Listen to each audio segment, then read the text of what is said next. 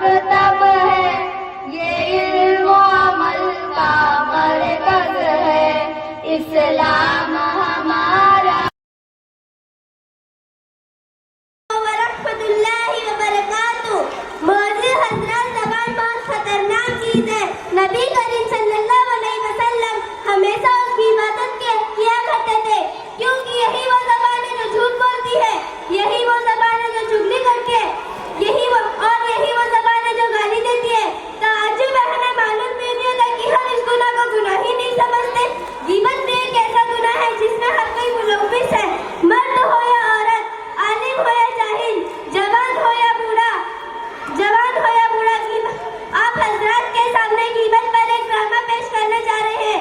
इस ड्रामा के किरदार हैं ज़ैनब,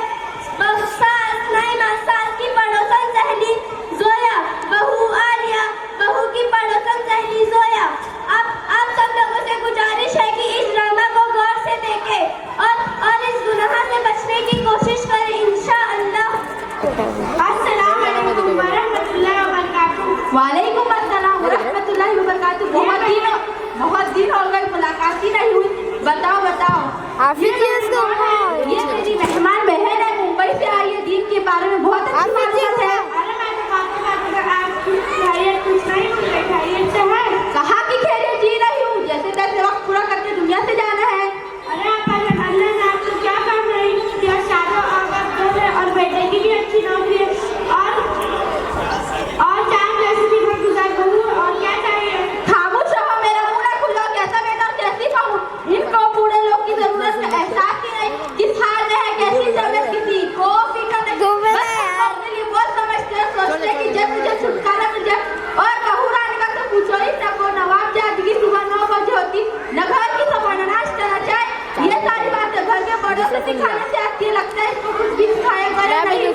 और क्या बताऊं बहन, जब अपने मायके क्या जाती बिछी जाती और मेरे मायके क्या तो कुछ परवाह ही नहीं, न देने के लिए हाथ बढ़ाती, न बनाने के लिए नाटक। हाफिज को पता है कैमरा, कभी पेट में दर्द, कभी यहाँ दर्द, कभी वहाँ दर्द, चार्जिंग पे लगा दी। और खाने के तो हाल पूछो ही सको। चाय बनाई जैसे काली मांस की रात, दाल बनाई जैसे तला हुआ गदला पानी, चावल बनाई खाई पेट में दर्द जाओ। और हर 2 दिन के बाद अपने मायके की याद आ जाती और अपने माँ के पल्लू से जाके बढ़ जाती और आने का नाम ही नहीं लेती। अरे आपकी मुंह इतने सारी गाय करती, आप कुछ बोलती क्यों नहीं। देख बहन, बोलते तंग आ चुकी, आप बोले तो शहजादे की पेशान के बाल लगते हैं, इसीलिए खून का घूंट पी कर खामोश रहना पड़ता। अरे मैं आपको चाय पिलाना ही भूल गई, चलो बाहर से कर चाय पीते हैं। जो दिल खोल कर अपनी बहू की कीमत कर रही थी, अल्लाह माफ फरमाए, कितने बुरे हालात हैं। चलिए अब देखते हैं बहू अपनी सासू की कैसे तारीफ करती है। अस्सलामुअलैकुम वरहमतुल्लाहि वबरकातुहू। वालेकुम अस्सलाम वरहमतुल्लाहि वबरकातुहू। झटका देना पड़ा। कैसी हो बहन? क्या बताऊं, ठीक हूँ, ठीक नहीं भी। अरे कैसी दरमियान की बात कर रही हो। जब तक सास का साया सर पर मुसल्लत है तब तक चैन कहाँ है।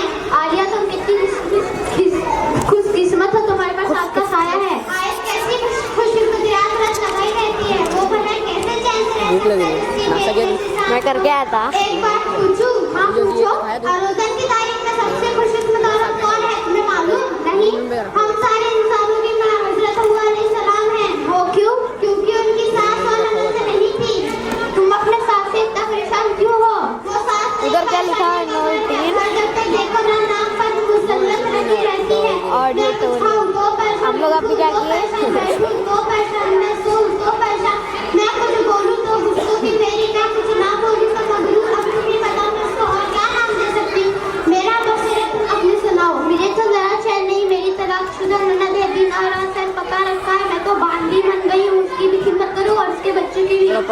डबल बार खाना बनाना पड़ता है। अभी तो मैं खाने बनाने में ही लगी रहती, मेरा खत्म भी नहीं होता।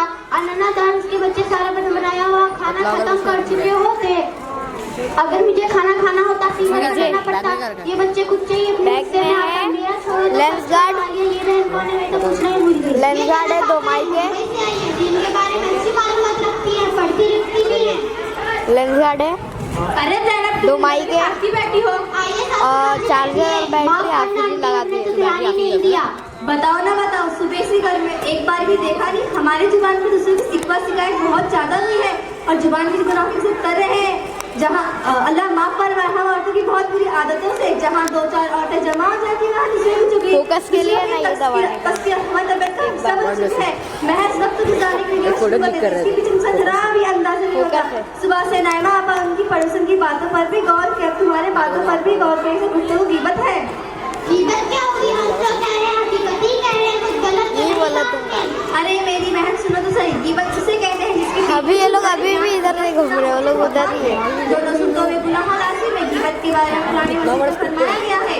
बहुत बड़ी है, मैं देखा कुरान हूँ। में इरशाद फरमाया है, फोन से कनेक्ट कर कुरान में इरशाद फरमाया है, क्या तुम्हें से पसंद एक दूसरे की बात ना कर चाहिए, ring। करेगा अपनी मुर्दा का गोश्त खाए, उसे तो हम कितना पसंद करते हैं।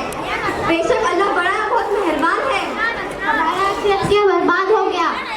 क्योंकि हम किसी की पीठ पीछे बुराई बयान करेंगे, क्योंकि हम किसी की पीठ पीछे बुराई बयान करेंगे तो क़यामत के दिन हमारी नेकियां उसे दे दी जाएंगी जिसकी हम जीवन कर रहे हैं। हमारे नामे अमाल कराए जाएंगे, फिर भी अगर उसका हक बाकी रहे उसके गुनाह किए जाएंगे। जनाब आपका अल्लाह आपको सुनाए खैर दे, आपने तो हमारी आंखों की लगी मिट्टी को दिया, हमें मालूम ही नहीं था ये गुनाह है। अगली बार से हम किसी का पीठ पीछे बुराइयां नहीं करेंगे, मुझे एहसास हुआ।